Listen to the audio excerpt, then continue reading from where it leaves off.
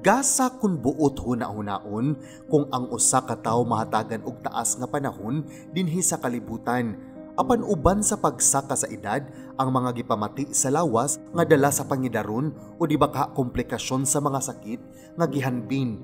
Kung sa dihang batanon pa sila ang nag-atiman. Sa ilang pangidaron karon, sila na ang giatiman ug tungod sa ilang sitwasyon, kadaghanan kanila tibuok adlaw na lang sa ilang mga lawak kay lagi maglisod naman sila ug lakaw.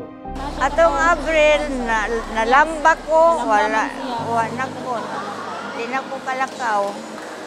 Napag-ingon ni Joy nga malit ko na ay wheelchair ipangatag. Ako yung koy. Lipay ko ay kay makasuroy na ko. Salamat din kaayo.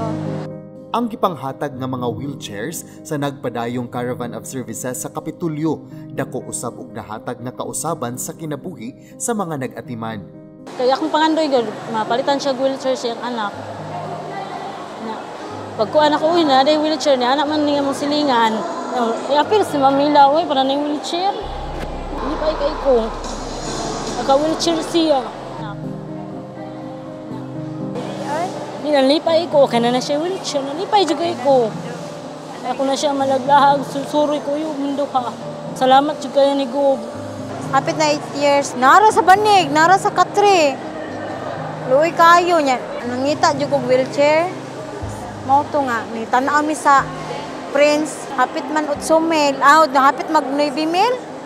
Mao to ni atras ko. Pasalamat ko nga naakaron nga adlaw.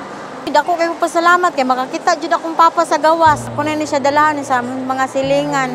Buyoron lang nako god. Sama nila ni Nanay Marcela og Tatay Jesus, grabe usab ang kalipay nga gibati ni Tatay Roy Abala, taga-Tangke Talisay ug naghambin sa sakit nga cancer.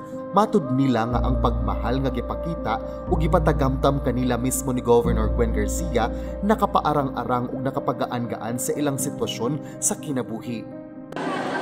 Salamat na kayo. Talang nadawat na akong grasya. Wheelchair or taga-apong Gobernador Ukas. John Fredson Grenada, Balita sa Subo.